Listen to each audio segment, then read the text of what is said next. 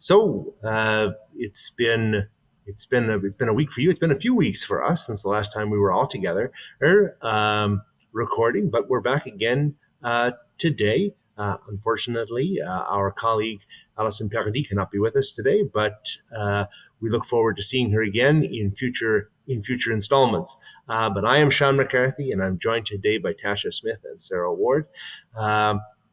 And today we'll be talking about an interview that the three of us took part in about a month before we're recording today. Probably a little bit more, like a couple of months by the time you're watching this, with Mr. Steve Heckbert of East Point.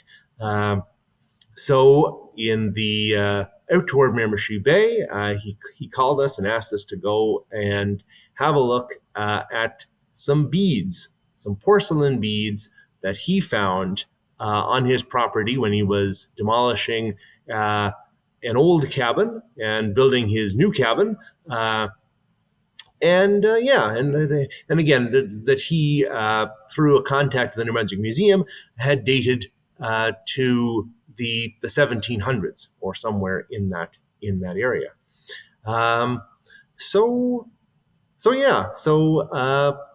It was a very interesting conversation that we had, and like I say, we'll be talking to you about that today. So Steve spends parts of his time, most of his summers here in the Miramichi, but spends a lot of his time out west in Alberta. And I had first heard of this story probably about 5 years ago. He had kind of approached me about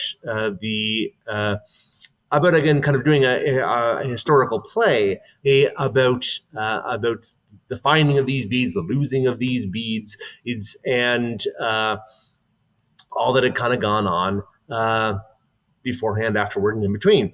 But the issue kind of lay dormant. Probably not long after that, he had kind of sent me a script and so on and so forth. But but when this project became something that we were all a part of, and something that was kind of looking at maybe lesser known stories in the region, this seemed like a pretty good fit.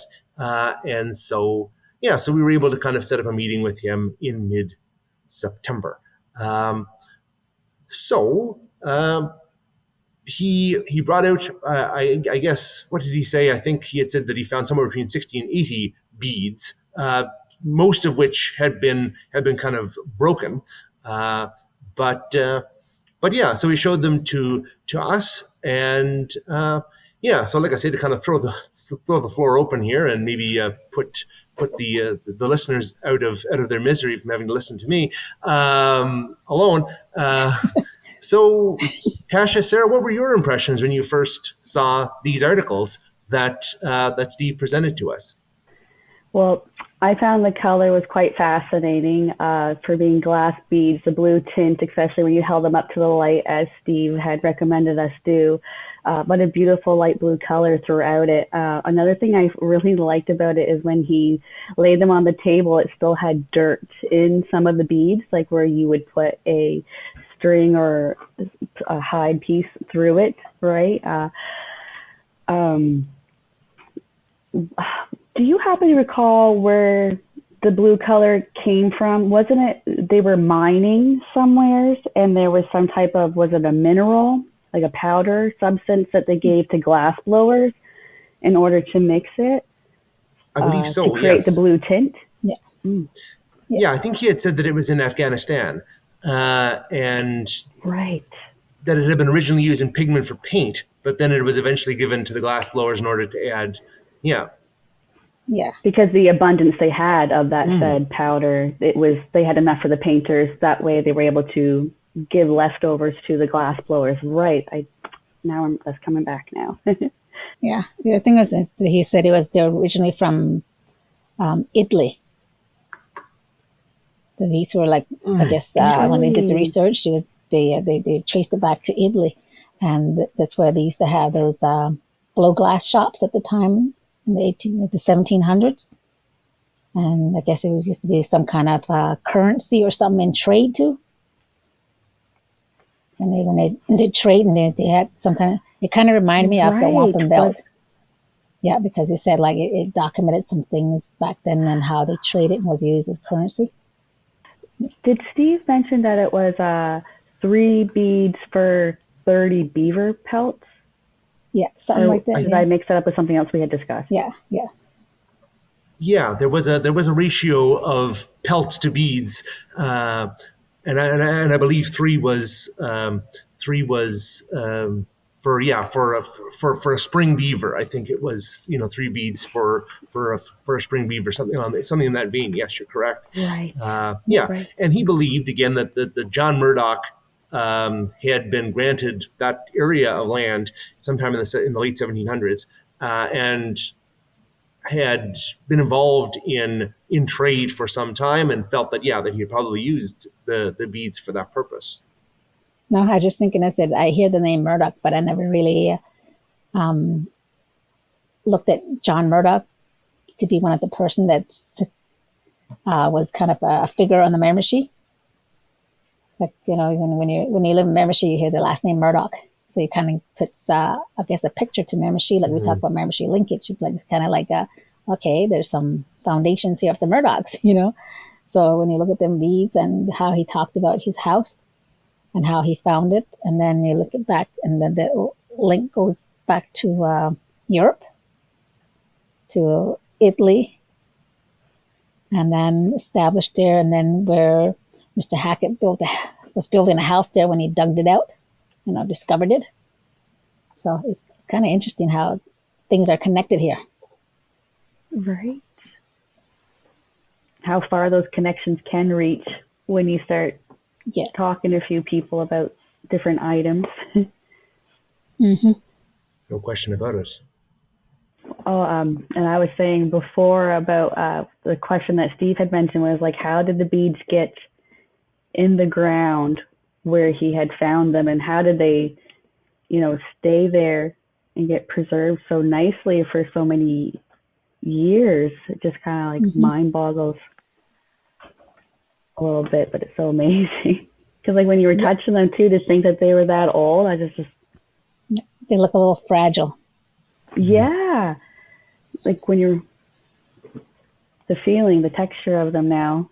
I wonder what they felt like when they were first made. I wonder if there's been replications of it since then. Maybe we should do a little bit more research in Italy at that time. You got to take a trip to Italy now, Sean. Yeah, for the project. For the project. Exactly. That's it. Yeah. That's it.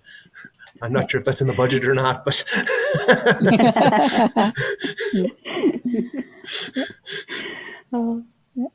But he was kind of curious how he got there, though, right? When he's talking about it, he said, "How did he get here?" Like, he was trying to figure out, because he said it was the French explorers that came to Canada first, compared to the Italians. And the Italian was more down south in the United States.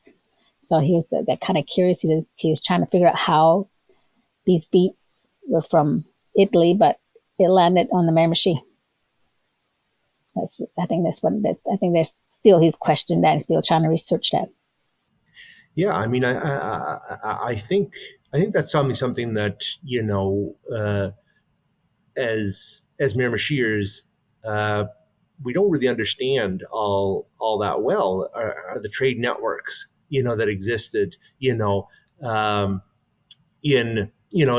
kind of the settler period, and we certainly don't understand, what I mean, in the pre-settler, in the Mi'kmaq period, the extent of the trade that was going on, here or throughout history. I mean, today, and I think probably for the last, 100 years or maybe 150 years, we might understand, like in terms of timber and other things and other goods, but I don't think we really have a full grasp of how far Miramichi trade went in those earlier times. And I think when we do think about it, we often think of like, okay, Great Britain or France, or what I mean. We've got a very narrow view of where that trade was happening. And I think stories like this and many others, help us to really understand how broad those networks have been, and maybe could be again. Mm-hmm. Absolutely. Because it also has me thinking of how the challenges they faced through communication in order to trade and understand each other for what they were trying to trade, like what they were trading for.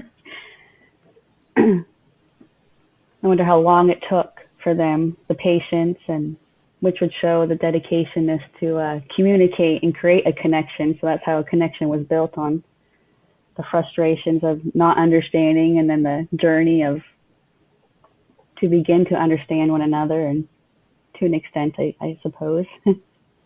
Sure. Mm-hmm.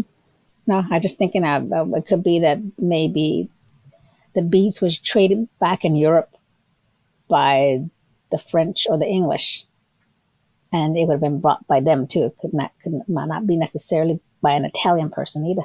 Like, I'm just thinking like they have their own exchange, they have their own currency back in Europe. So maybe whatever was traded was there, made it to the Miramichi. Yes, that's also true. Yeah, there's certainly a lot of inter-European trade going on in those years as well, for sure. Yeah. Reaching the fingers as far as they could go for trade. Mm-hmm. Sarah, can you recall, I know I'm kind of putting you on a spot here because I was just kind of going through my head too, of any of the research you've done over the years of where I know the glass beads could be used as like for jewelry and such, but was there any other uses for the Mi'kmaq people in order to get these glass beads, from your knowledge at this moment? Not at this moment, but all I know is the glass beads are adopted. It was a European, it was brought by the Europeans, right, the glass bead, and then later on it got manufactured here. But I think the beads that the Native people use were naturally, like, things from shells, or things from maybe trees, or animal hides or something like that. But the glass, I believe, is a foreign craft that was inherited by the not only the Mi'kmaq, but the different nations across North America and South America. So these glass beads were introduced to them as something new, and then it started to spread throughout the different indigenous nations across North America. A lot of it has to do with the colors. I think the colors attract Native people because we celebrate things in color, right? We like color as Native people. And we had different significant meanings or different symbols. So that's how it became part of our culture, I guess.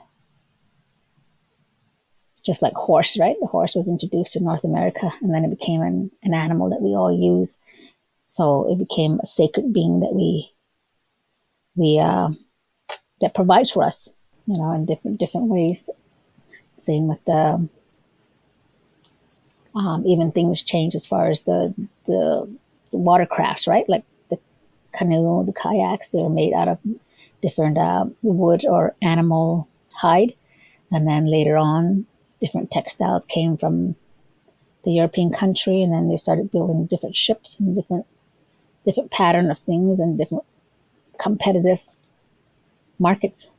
But I think there's when they said about the beads that we looked at, and then the currency, and I was just thinking, and the history that it tells, like, if that beads could talk, probably would tell us a lot of stories, and then where that bead traveled to.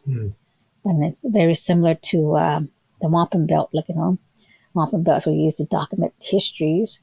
It identified certain historical happenings in our culture, or the rules that people made, or things that they agreed on. And it takes certain people to interpret, and that's the same thing with those beads. It takes a person to read and understand what those beads meant.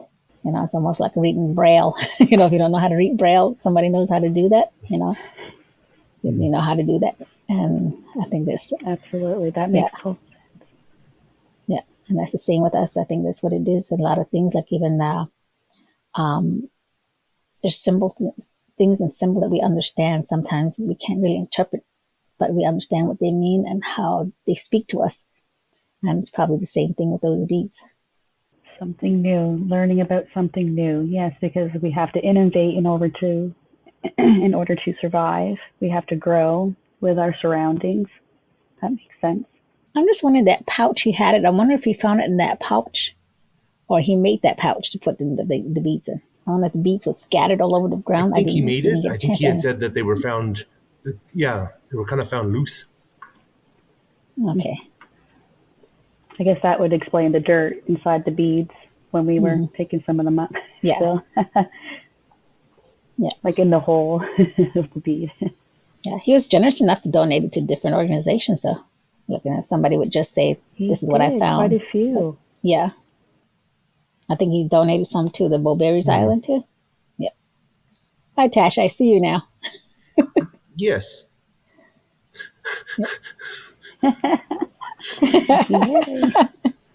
Yeah, I think to Bow Bears and to the History Museum in Chatham as well. I know in his research he also talked about that the Murdochs. I think it might have been Father Benedict Murdoch who wrote about who lived a great deal of his life kind of in Barty Bogue and that kind of area across the river.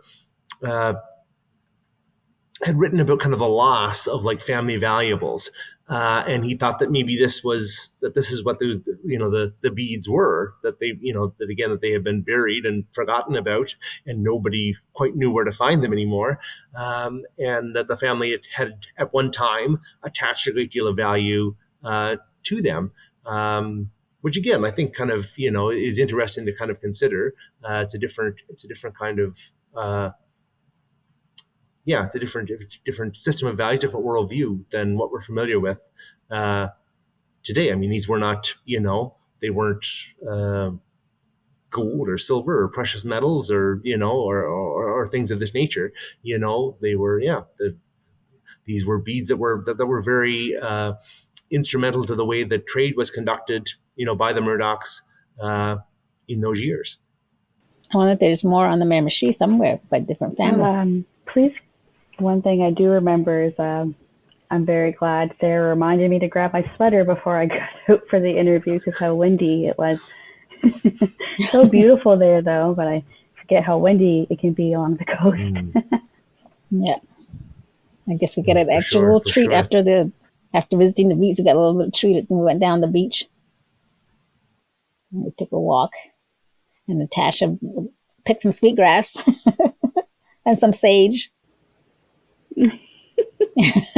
Yes, I still have it hanging around my house, drying. Yeah. Yeah, it was a nice day anyway.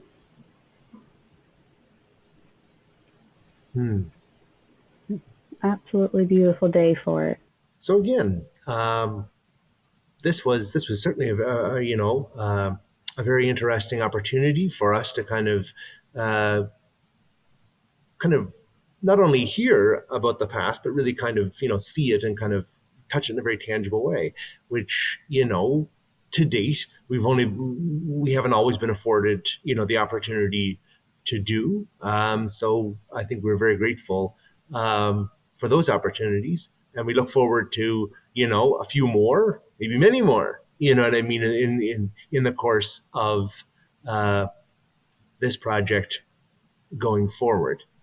So, as we any other notes on this experience? As my headphone falls out of my ear.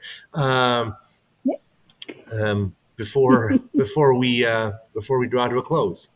All I know is I have a lot of questions still about this interview because it was a very intriguing one. I would like to continue learning and reaching out as much as we can to find out more about these East Point beads and how they did get there. If anyone else has any information or if this triggers any memories for any of our listeners out there, for stories that were told to them perhaps or research that they came across, I know, speaking for myself, I would love to hear any of these connections. I'm sure the rest of the team would love to hear as well, as we all had a lot of questions for Steve and they were the same that Steve has been having apparently. Yeah. The whys and whens. And Steve was very hospitable, which was very, very, very what do you call it, welcoming, and Absolutely. it was he provided us a good day. It was, yes. Yeah. Especially loved it when Steve and Joe continued their conversation. They had a lot of information coming out there. Yeah, because I thought Joe stole the spot from Steve, and I'm thinking like, cut it out. You guys are all intrigued, so I just sat back and listened. We'll have to bring Joe and Steve on for a talk sometime. Yeah. That's probably a very good idea. Yeah. Yeah. So, yeah. So perhaps a follow-up to this episode in the future, to maybe kind of get their perspectives on this meeting as well. No, that's it. And to echo Tasha's sentiment, she does not speak for herself. She certainly speaks for all of us. And, if you have any information on any of this, we'd be very interested in hearing all about it. If you have information on some other thing that's also really interesting, we'd also like to hear about that too. So that's it. This has been a real learning journey for all of us. And again, I speak for myself, but I think I speak for all of us in saying that I don't think we would have it any other way. This is it's been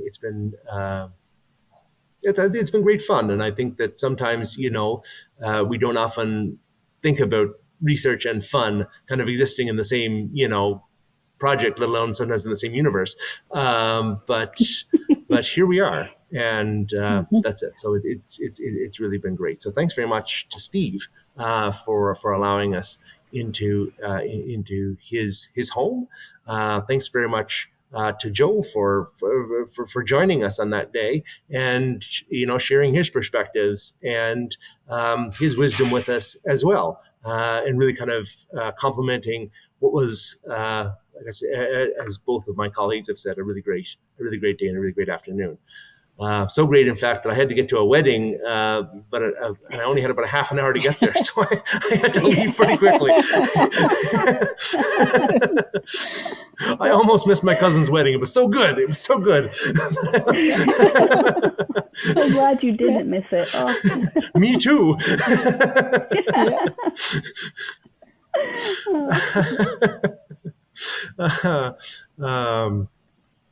But yeah, so any closing thoughts now as we're entering the last few minutes of this episode before we wrap up?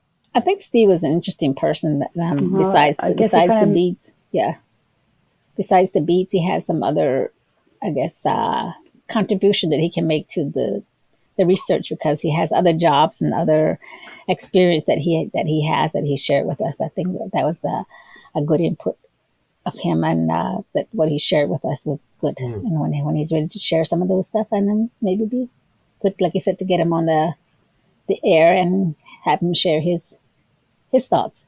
Absolutely, I agree. As we all know, we all have a place in a story, and in turn, we all have a story to tell. So this is true. So uniting both of those things together, I know that Steve was really active in the Miramichi Folk Song Festival, and just recently gave a very stirring rendition of Guy Reed, quite long and fabled folk song that his longtime friend and perhaps mentor Pearly Hare, kind of passed on to him when Pearly passed away. And speaking of kind of folk songs and stories to tell, and stories, of which we are a part, next week we will be back talking about oral histories and legends and folklore and things of this nature. They're in the first of what will prove to be a two-part podcast episode series, whatever, on all of that. So we look forward to seeing you at that time. And and certainly thank you for spending some time with us. I can't think of a really interesting and engaging closing for this. That's it. yeah, I'm really kind of drawing a blank here. But Yeah. yeah. All right. Well, I think we'll just leave it there and put me out of my misery. And Yeah. like I say, Okay. we'll see you Yeah. next week. Yeah. Take care.